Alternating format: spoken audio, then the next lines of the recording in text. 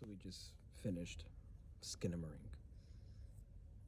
Your initial thoughts besides it being scary and the jump scares? Well, I mean, you know me, I get scared really easily, and yet I still watch, all these horror movies with you, or even without you.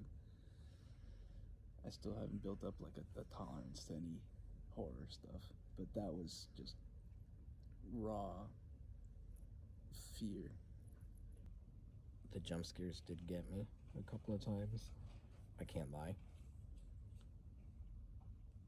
There were a couple moments where I thought the movie was going to end, but it didn't, and I don't know if it should have.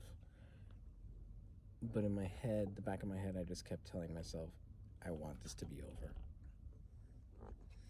But I would say it in a good way.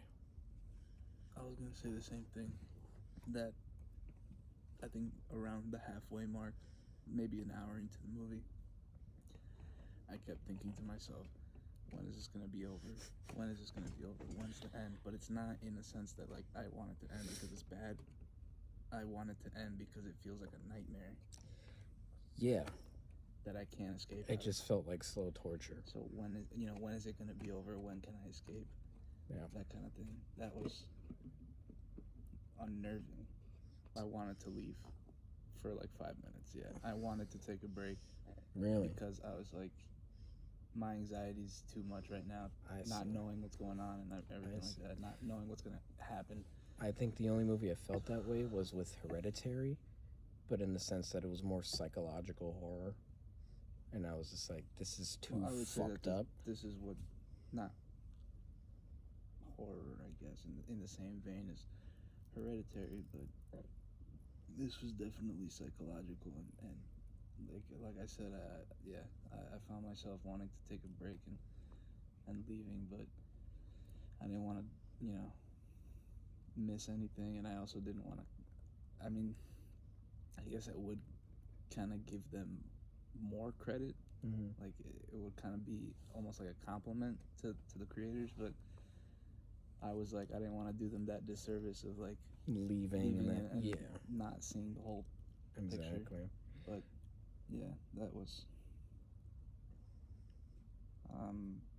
probably not gonna be able to sleep tonight, to be honest. I would liken it to the tape segment in The Ring, where it was very unsettling. I haven't seen that in a long time. I would say it's like that, but on steroids, I guess. But they don't show you as much, and it's definitely that less is more aspect that of course fucks with you. It felt a bit like Blair Witch when we saw it. The project, not the fucking 2016 garbage. Just with less like camera movement.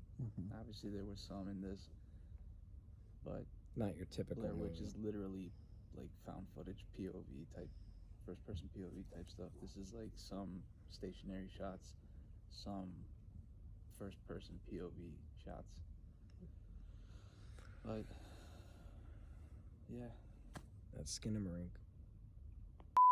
What is going on, guys? This is Richie here. Back again. Where have I been? I know it's been such a long time. I'm here bringing you all another brand new movie review for the Red Planet Films. As you can see right in the background. As you can tell by the title, we are reviewing Skinamarink. I saw it Thursday night with a good friend of mine, as you saw in the intro there, our initial thoughts. He told me that he couldn't sleep. It was around like 4 o'clock in the morning. He sent me a text message. He was like, I feel like a little kid. And that's exactly what this movie does. It perfectly encapsulates the feeling of being a child and hearing things go bump in the night, or just looking into the dark and your mind starts to play tricks on you. And thus you start believing that you're seeing things that's really not there. This movie's not for everyone. I'm just going to put that right out there. Not that I really give a shit about Rotten Tomatoes, but if you look at the, score and everything like that, it's currently sitting at a 75% for reviewers on Rotten Tomatoes, so it's fresh. And the rotten score, or the audience score, is rotten, I should say, at 42 last time I checked. Again, this movie's not for everybody. It requires a lot of patience, and then with that being said, if you're not patient enough, I can see how it's going to anger or upset some people. I kind of feel like this movie, if I can relate it to something, it might be It Comes at Night, where the marketing for that film, the trailers and everything like that, marketed the film a different way. And then when you went to actually go see the movie, it was a completely different tone than what the trailers were selling you at the time. I enjoyed the film, but I can see how it upset some people. And this is why sometimes with trailers, I don't really like to watch them. I kind of like to go in blind nowadays. However, this trailer, it's very creepy. There's like this really low guttural voice that just keeps repeating in this house, and it's showing different clips, scenes, shots, things of that nature. What I feel like the trailer doesn't sell you on are these sort of tight camera angles of like just like a wall or a door or a hallway. So there's not much action going on screen. A lot of it's all visual storytelling, and you kind of have to fill in the gaps. If you watch Kyle Edward Ball's short film, it's called Heck. It's about 28 minutes long. That's essentially the premise of Skinamarink, more or less. It's a 28-minute version of the movie. Skinamarink is just a 2-hour version of a short film. It's a little bit more fleshed out. And I have to use that term with a grain of salt as well, because I feel like this movie is definitely left up to interpretation a lot. I had a couple of theories, which I'll get to when I hit the spoiler section of this review. So essentially what the movie is about is these two kids, they wake up in the middle of the night, they realize that their dad is gone, and a lot of the certain entry points, I guess, if you will, or exit points, such as windows, doors, etc., are missing, and as well as a couple of different random household objects.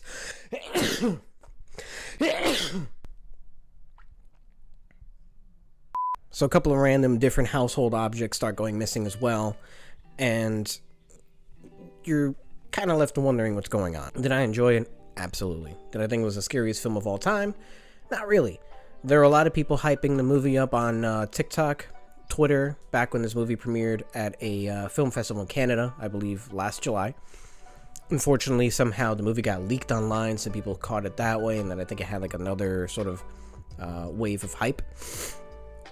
I feel like this movie's definitely going to have another wave of hype with the theatrical release. It's going to be coming on to Shudder in, I don't really know how long, maybe like a couple of weeks or so.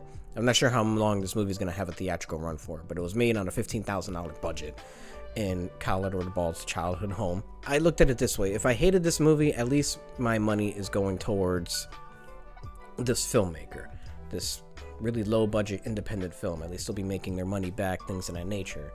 So in the long run, in the future, perhaps he can make another feature. At the end of the day, I enjoyed the movie. It did stick with me a little bit on the drive home, I'm not gonna lie, especially going to bed. I'm like, oh, there's some stuff going on in the dark here.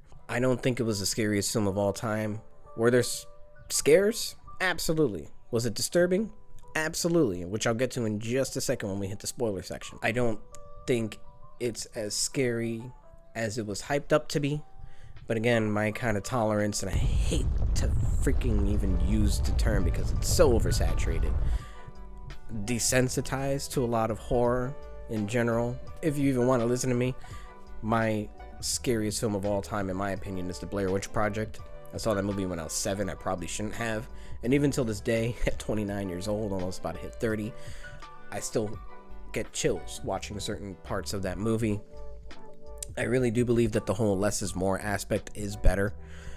I can conjure up something a lot more scarier in my head than what's put up on screen. That isn't to say that this movie didn't have that. Like, it gave you like a monster and it was like, it's not, whatever. Because there were certainly some very disturbing elements about this movie. So if you stuck along for this long, we're gonna get into spoilers now. So, one of my theories is that in the beginning of the movie, I believe the young boy's name was Kyle, which now looking back at it, I'm assuming that this character is based on the director, Kyle Edward Ball. So I guess one of the main characters, Kyle, has a sleepwalking incident which he falls down the stairs and hits his head. His father rushes him to the hospital. There's a phone call with the father on the phone with someone.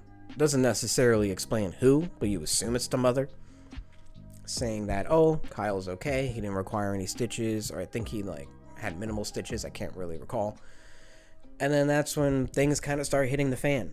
So my theory from there was that I have two theories. Number one, Kyle is sleepwalking and dreaming this entire scenario, this entire movie. Number two, during the fall, Kyle died, and he's stuck in purgatory. He's stuck in limbo. Unfortunately, he may be even stuck in hell. There's this weird voice that tells him in the latter portion of the film to put a knife in his eye. And he does it. Which kind of lends me to my theory about Kyle being dead. If a child puts a knife in his eye, and there's visible blood, as you can see in one of the shots, and then later on he phones the police and tells the police, oh, I hurt myself with a knife and I feel sick. But then later on, I guess he's kind of fine. That wouldn't really be the case. If you stabbed yourself in the eye, especially as a child, I feel like, I don't know, you might bleed out? Just a guess. Towards the latter portion of the film, which is one of the disturbing parts, there is it's just grainy, and then you see a face start to materialize out of the darkness. And you can't really quite make out what it is. It looks like a female, but then your eyes kind of get asphyxiated to the darkness and the screen like you would as a kid. And then you start seeing it differently. And then your mind starts to interpret it differently, if that makes sense. So you're like, oh, is that a woman? Is that a demon? Is that a man? You don't know what the hell it is. I'm assuming that face was the voice that was telling Kyle to do all these things. There's a sequence where Kaylee goes up to her dad's bedroom and sees her dad sitting on the bed, and he tells her to look under the bed, and she does it twice, and it's the most terrifying fucking sequence of all time. You don't see anything, but it's just terrifying, because now you're like this, looking at the screen. On the second time she sees her mom sitting on the opposite side of the bed, she tells her she loves her, or that her mom and dad love her very much. There's a really horrendous jump scare, and Kaylee is missing her eyes and mouth. The voice then tells Kyle later on that Kaylee didn't listen like Kyle does, so he took away her mouth because she wanted her mom and dad. But again, this movie requires a lot of patience, and I know a lot of people these days don't have it. We're kind of living in an era of short attention span theater, especially with TikTok, a lot of short clips, Instagram reels. Asking someone to sit through a 2-hour duration of a movie, which with all these different angles, there's not a lot of visual going on the screen. A lot of it is left up to interpretation, left up to your mind, and then that's where the movie succeeds in fucking with you, in my opinion at least. Overall, would I recommend this movie? Yes, absolutely. If anything, to support Kyle Edward Ball, if anything, to support an independent filmmaker, have him make his budget back, and then hopefully that can fund another feature film. Again, I'm not sure how long this movie is going to be in theaters, so if it's in your neck of the woods, I drove over 40 minutes to watch the movie. I would highly recommend it. Once it hits Shudder, I would definitely recommend watching it on there. You know, give it the views, give it the watch time. And I would also highly recommend checking out Kyle Edward Ball's YouTube channel. Overall, I would probably give the movie about a 7.5 out of 10. I enjoyed it. It stuck with me a little bit. I have a couple of theories. It's a little too vague for everyone. Some people might say it's pretentious. I don't think it's that much of a pretentious sort of film. I wouldn't even say that it is. But overall, I would still recommend it, if at anything, to support a filmmaker. Those are my effing thoughts on Skinamarink. Did you see the movie? Let me know. Let me know what you thought. Did you enjoy it? Did you think it was the scariest movie of all time? Did you think it was okay? What is your scariest movie of all time? Any and everything in the comment section, let me know. And of course, be sure to hit that like button. We're going to be trying to come in hot for 2023. I've been being pretty consistent over on the gaming channel. Link will be in the description box down below. The Last of Us on HBO comes out today. Definitely look forward to some reviews for the episodes as well. And then maybe we'll do a sort of little recap on the season and give some thoughts and predictions for season 2, because I'm pretty sure there's going to be a season 2. So make sure to stay tuned for that if you are interested. Other than that, like, favorite, share, comment, subscribe to the Red Planet Films. Check out my gaming channel. If you like horror, we've got a couple of horror games up on there. But again, most importantly, just let me know what you thought of this movie. Leave a like if you enjoyed this video. If you didn't enjoy this video, tell me how I can improve. Check the description box to find all of our socials: Facebook, Twitter, Instagram, TikTok, Discord, Twitch, our gaming channel, any and everything in the description box down below. Love, peace, and chicken grease. I will catch you all in the next video. So thank you all so much for tuning in.